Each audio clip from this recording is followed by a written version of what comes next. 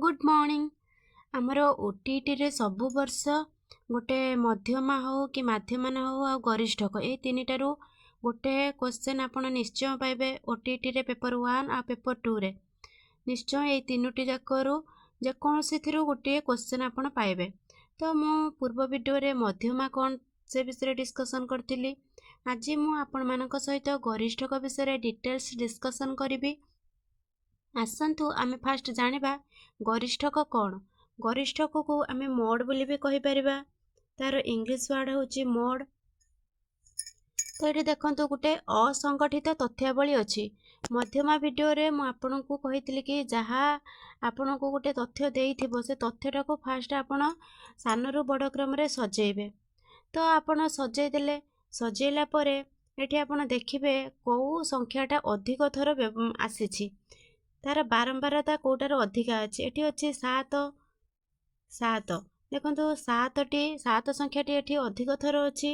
तो आउ किछि न भाबी यार मोड आपण 7 हेबो बोली कन्फर्म हे जबे। यार आंसर केते हबो 7। देखंतु आउ गुटे तथ्य देछि 10 12 10 15 12। एठी देखंतु 10 दी थर अछि 12 मध्य दी थर अछि हैला। तो ये जेहेतु 10 आ 12 दुई थर अच्छी ताले यार गरिष्ठक केते यार गरिष्ठक हबो 10 हबो 12 हबो दीटा जाक हबो। जदि गोटे संख्या अधिक थर आस्थिबो तार आंसर गोटे संख्या हबो। जदि दीटा संख्या अधिक थर आस्थिबो ताले तार आंसर हबो दुईटी जाक संख्या हबो। आ गोटे लक्ष्य करंतु एठी अछि 5 9 9 5 7 7। 5टा दी थर आछि 5 संख्याटी 9 संख्याटी मध्य दी थर आछि 7 संख्याटी मध्य दी थर आछि। ताहले यार आंसर हबो 5 हबो 9 भी हबो 7 भी हबो। 5 7 9 ए तीनटा जाको यार आंसर हबो। आ गोटे देखंतु एठी अछि 8 9 11 15। यार एई भली जदि क्वेश्चन थिबो यार गरिष्ठक केते पचार थिबो ताहले एठी गरिष्ठक आदौ नाही। कहीं के ना एडा रिपीट हेइनी संख्या गुडा रिपीट हेइ नै सेति यार गरिष्ठक नाही। तापरे आ गोटे टाइप रो क्वेश्चन आसे प्राय एई टाइप रो क्वेश्चन आसे माध्यमान देइथिबो मध्यमा देइथिबो गरिष्ठक केते। तो यार गोटे सूत्र अछि 3 * मध्यमा - 2 * माध्यमान। देखंतु जति गोटे अछि दुई प्रकार क्वेश्चन अछि। गोटे अछि गरिष्ठक बा मोड देइछि 32 माध्यमान देइछि 28 ताहले मध्यमा केते। आ गोटे प्रकार क्वेश्चन अछि माध्यमान जदि देइछि 20 मध्यमा देइछि 22 तेबे गरिष्ठक केते। ए क्वेश्चनटा देखंतु एटा फास्ट हमें एटा करिबा माध्यमान देइछि 20 मध्यमा देइछि 22 तो गरिष्ठक सूत्र कोन। गरिष्ठक सूत्र 3 * मध्यमा - 2 * माध्यमान। तो एठी हमें सेटा प्रयोग करिबा गरिष्ठक सूत्र कोन 3 * मध्यमा 3 एठी मध्यमा केते 22 - 2 * माध्यमान। माध्यमान केते 20 ताले एठी केते हला 66 - 40 आंसर केते हबो 26 हबो। तो ए जो क्वेश्चन रा आंसर हमरो गरिष्ठक केते बाहरला ना 26 बाहरला। एबे हमें एटा करिबा एठी देछि मोड बा गरिष्ठक दे देछि 32 32 देछि एठी माध्यमान देछि केते 28 ताले मध्यमा केते। हमें आगे सूत्रटा लिखि दबा गरिष्ठक समान 3 * मध्यमा - 2 * माध्यमान।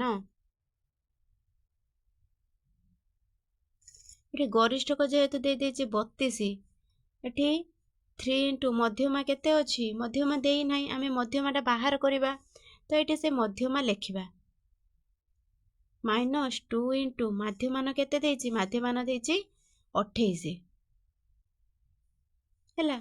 एटा को हमें सॉल्व करिबा सॉल्व कले कोन हबो ना 3 * मध्यमा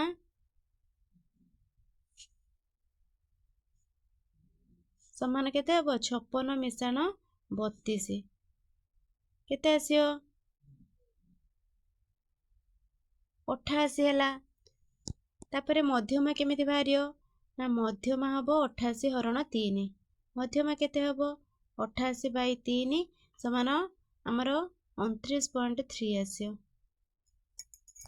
ଆଜିର ଶେଷ କ୍ୱେଶ୍ଚନ୍ ଦେଖନ୍ତୁ, ଯଦି ଏଇ ଟାଇପ୍ର କ୍ୱେଶ୍ଚନ୍ ଥିବ କି ଭାଗ ବିହୀନ ବାରମ୍ବାରତା ଏଇଭଳିଆ ଦେଇଥିବ ତାହେଲେ ତାର ଗରିଷ୍ଠକ କେତେ?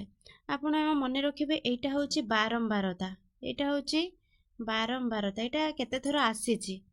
ତାପରେ ଏଇଟା ହେଉଛି ଆମର ଲବ୍ଧାଙ୍କ ସଂଖ୍ୟା, ଏଇଟା ହେଉଛି ଆମର ଲବ୍ଧାଙ୍କ। ତ ଏଇଭଳି ଯଦି କ୍ୱେଶ୍ଚନ୍ ଥାଏ ଆପଣ ଦେଖିବେ ଯେ ଏଇ ଯେଉଁ ବାରମ୍ବାରତା, এই ବାରମ୍ବାରତା ୟା ଭିତରେ କୋଉଟା ଅଧିକା ଅଛି। ଏଠି ଯେଉଁ ଅଛି 2 ଅଛି, 4 ଅଛି, 5 ଅଛି, 3 ଅଛି, 6 ଅଛି, 7 ଅଛି, 5 ଅଛି, 1 ଅଛି, ୟା ଭିତରେ ବଡ଼ କିଏ? ବଡ଼ ହେଉଛି ଆମର 7। এই 7 ଯେଉଁ ବଡ଼ ଅଛି ତାର ଲବ୍ଧାଙ୍କ ସଂଖ୍ୟା କେତେ? 20। ତାହେଲେ ୟାର ଗରିଷ୍ଠକ ହେବ 20।